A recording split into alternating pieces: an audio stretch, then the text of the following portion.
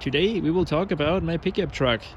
This is my second car and I bought it in February this year, so haven't had it for very long, but I've been enjoying every minute of it ever since I bought it.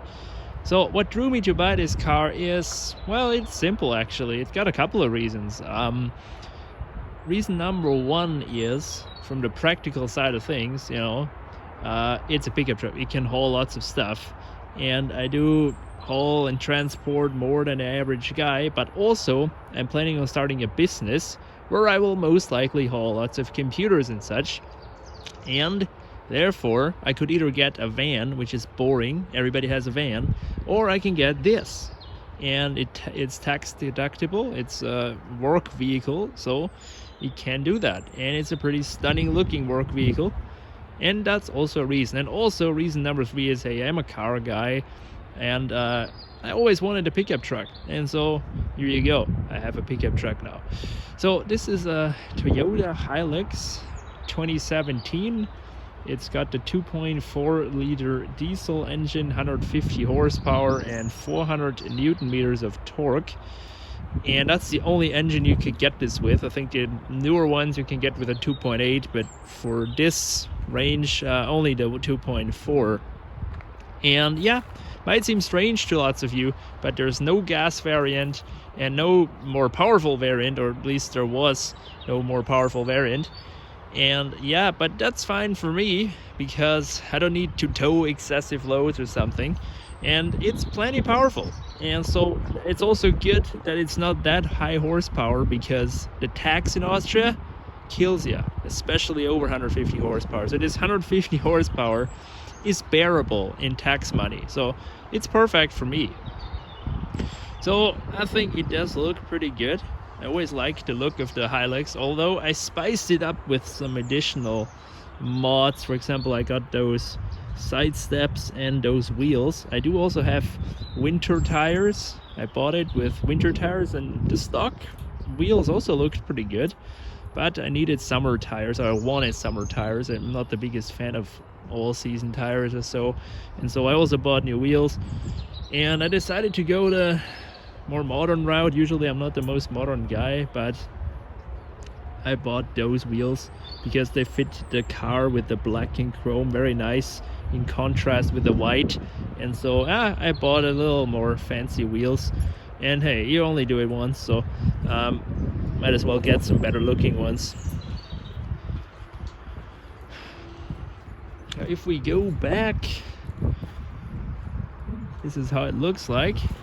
Just your standard Hilux, and it is almost perfect. It's got some minor problems. It's got the little stuff there, and it's got a dent in the door, and it could really need a polish. So a detail would really help bringing its shine back. And yeah, it's got the chrome package, the painted bumper, which is something I wanted, and I had a hard time looking for one of these because those don't grow on trees around here. Now, if you gotta know one thing about Europe or Austria, we are not a pickup country. We don't drive pickups as you do, for example, in America here. Those are strictly here as work vehicles, and they've been catching on as lifestyle kind of regular dailies here, but only the past years. So we only have a couple of to choose from. We've got a Ford, we've got a Mercedes, which has been discontinued, we got a VW Amarok, and we got this one, the Hilux, and a Mitsubishi and a Nissan. I think those are all, but not really anymore, and they're all this size and all similar horsepower. Now, I went for the Toyota because Toyota is good, and you know that the Hilux is good when certain people drive them in the Arabic countries, but also it has been proven pretty good, and I like the look of it. And also it fitted my budget because pickups are expensive, and the VW Amarok, which was also one I would have liked, I couldn't find one that would fit my budget at all. Those were way over my budget. So yeah, the Hilux is the perfect car for me. Now, it is a very unusual car. in Austria to drive as a daily or just as your car. And not a lot of people have this, so you get quite a lot of more looks than you would imagine, guys. One more thing you have to know is, and that's probably not the case for your standards in America, but for our standards here in Austria, this is a huge car. I know there are bigger trucks, and compared to American trucks like whatever Chevrolets and Fords and whatever Ford F-150s, 250s, this isn't big. But for our standards here, it is big. And you do have troubles fitting in parking garages and city centers, and therefore I still have my Passat. Also, it's not the most economical vehicle to drive, so also because of that I have the other car. Still though, I think it's rather economical for what it does, and it weighs 2.1 tons, and it what can you say? Can you ask for like super great gas mileage? I highly doubt it. But it needs around an average, as I figured out, 9.3 to 10 liters depending on how you drive, and that is a lot for us guys.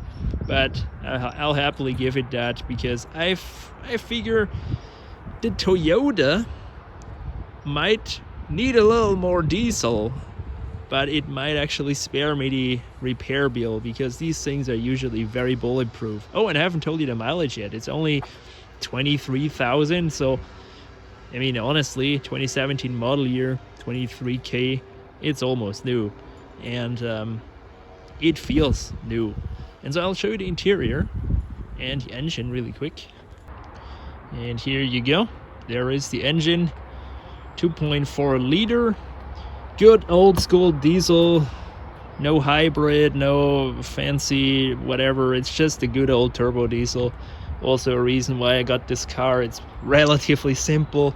It doesn't have tons of electronics, doesn't even have parking sensors, but it has, believe it or not, a backup camera and collision warning. So hey, gotta give it that. Anyway, it's got ESB, but that's really all I can think of. Oh, it has downhill descent, of course. Well, never used it, probably never will, but hey. Anyway, good old school Toyota, and this engine is pretty reliable.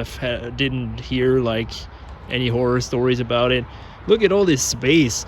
I know that those are also sold with V6s in other markets, so yeah, but here we only get the 4-cylinder, so you have lots of space in here. And it's got regular halogen bulbs, so yeah, there you go. Not a lot to show you really.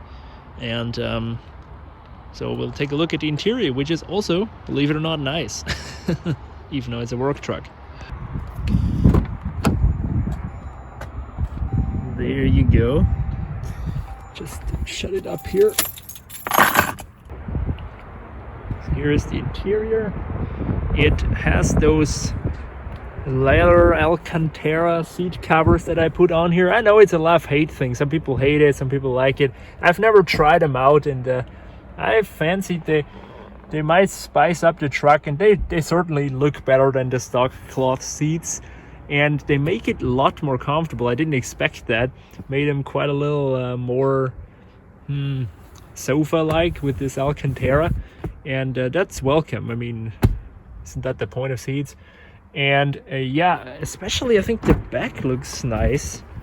So I mean, I didn't go with the cheapest stuff I can find, obviously, so it's not bad quality. Had a hard time getting it on there though, because you need to disassemble the entire back row and pull it forward. It's not particularly hard, only 5 bolts, but time consuming. Just put here something. And yeah, this is the back. Sure, for people like me, it is definitely, not terrible. I mean, I can sit in here, but I wouldn't want spending here like hours on end. But I don't have to worry about that, because all I do is sit here, and so we'll worry about the guys here back here not at all. And yeah, the interior is in very nice condition. As I said, I didn't want a work truck spec one, so this is a little nicer, and it has the automatic. That was also a requirement for me. I wanted an automatic car, so yeah, and also all-wheel drive. Obviously, if I'm gonna go for a Hilux, I want all-wheel drive, but I didn't find a single one which didn't have all-wheel drive. I mean, people aren't stupid after all, but still, they exist. And yeah, we got differential lock, downhill assist, ESP off, and heated seats front and rear. And when I read that option list, hey, I was almost sold, guys. And so yeah, there you go. It's not a fancy interior, it's just a regular good old Toyota Hilux interior. It's, you know, not super fancy, and it doesn't have lots of computers and so just quickly check out this is the infotainment center. I have my Garmin navigation unit here, which is great, but this is here the radio / infotainment, and the Bluetooth works. This touch screen is not the best, but hey, it gets a job done. It's built for ruggedness, and I won't complain. I mean, if you check out my other video, my Passat radio is a pile of rubbish. It sometimes reboots and is unreliable and crashes all the time. This one at least works. Only one thing I criticize is it doesn't have a volume knob where it can turn, so we have to like always find this touch screen button or do it on the steering wheel. I don't know, that's kind of unfortunate that they don't have a dial, but apart from that, hey, it doesn't have, you know, it doesn't have all those fancy new features, and it doesn't have some like virtual cockpit or some fancy animations and backup camera animations and all that. But hey, if you want that, then just get one of those new disposable cars with all that stuff in it. But I'm just not that type of guy. I just want my stuff to work, and what can go wrong here? It's just almost nothing. It does have regular climate control, so no automatic climate control. That's maybe an option I would have ticked, but hey, beggars can't be choosers after all. As I said, there aren't so many around, so I had to take that, I suppose. But it's not that bad. I mean, you turn this, and yeah, it's pretty simple. At least that one will probably never break. And yeah, we got old school handbrake. We got this compartment here, which is handy. We got 2 glove compartments. So yeah, I really like it in here, guys. I really do. Just take a look at this bed. It's like almost unused. Those scuff marks actually from me. So yeah, anyway, it's a truck. I mean, this is what it does. So also have to get this taken care of. I don't know what happened there, but it needs to be fixed. Don't want this thing to rust, because Japanese cars, they rust. If you don't take care of them, they rust. Also, it still needs undercoating, but I'll do that once winter comes around. So yeah, I've spent enough money on this as is, with the new Bridgestone tires and wheels and side steps. So yeah, that's to do for now, but that's what I will do. So if we hop in here, these side steps were actually recommended by a friend of mine who couldn't get into the car very nicely. And I never really thought of it, because I'm a taller person, and so I can just step right out and I'm out, and it's the perfect height for me. But it just turns out that most people are shorter than me, and so they have a hard time getting into the car, which I find hilarious. So yeah, it's always like this trend, they need to sit higher, and they're crazy after all those SUVs, and then I turn up with those and they're like, I can't get in the car, and I'm like, what, you wanted a bigger, higher car? Well, what's the deal now?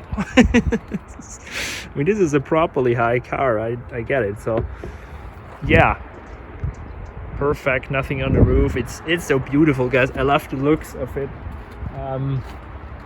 Very unusual sight here in Europe, maybe because of that. For you Americans, like, not a pickup truck, you know, nothing special, but for us it's pretty cool. So get the chrome bumper. Yeah, no front and rear parking sensors, but thankfully a backup camera, and honestly, don't really need it.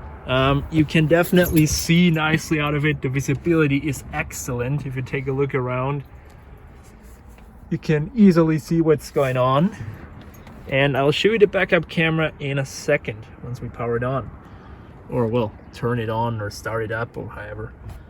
So, yeah.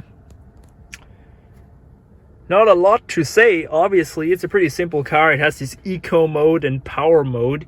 The eco mode is something I tried out for a while, but I just don't like the mode because you really have to mash on the pedal to get it going from a standstill. I really don't like that. Also, it shifts pretty early, and I don't know. It's not pleasant to drive, and it did not really save me a lot of fuel. So I'm always driving in normal mode, so it doesn't have a mode right now, or I can shift it into power mode, but I never did that really because I never needed so much power. But maybe the next time I'm towing a trailer or something, I might try it out. Surely it can't hurt there. So as I said, heated seats, very nice. And here, this is the lever you turn, the dial you turn in order to get it to all-wheel drive or low range. And it's manual, it's not like an Audi Quattro or whatever X-Drive or something. You have to do it yourself, which it's not a big deal for me, just to point that out. You got those controls. Yeah, basic stuff, very, very basic stuff. As I said, I knew that going into this, and I wanted exactly that. I did not want a fancy car with lots of electronics that will just bite me in the ass in a couple of years. This, all this stuff is simple.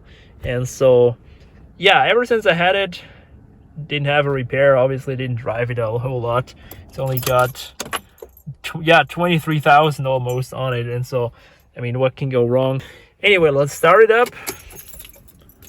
That you hear get this cool animation there. That you hear the 2.4. And when I test drove it, I was surprised how refined it is. It's not agricultural. We are here in Austria. I know lots of diesels. We love our diesels here. Okay, always starts up here. So yeah, it is really not that rough, and in like idle it's smooth, but also on acceleration it doesn't vibrate so much as you would expect for such a large displacement 4-cylinder. And yeah, let's show you quickly the backup cam. There you go, pretty decent. And I use it a lot to get into parking spaces when I'm not sure how far I'm really away. And yeah, it drives, like a pickup truck. The ride is a little more rough than in your regular car because of the leaf springs in the back and just the body on frame, good old construction. But it's a work vehicle, and so this is just how it is, and that's something I don't complain about, because I hear those people like in the forums and such complaining about the ride quality. I'm like, damn, have you ever ridden in a work vehicle? It's meant to do work and not drive like a S-Class, obviously. So it's got nice big mirrors. Ever since I have gotten used to those mirrors, I find other mirrors super small. I like it. I really, really like it, and I enjoy driving it, even though it needs more gas. It needs bigger parking spaces. That's exactly what I wanted, guys. Also, I like this lever, believe it or not. Not any kind of fancy automatic lever, just your good old style, old school stuff. As you figured out by now, this is exactly the type of guy that I am, old school. And so, yeah, I think this car fits me rather well.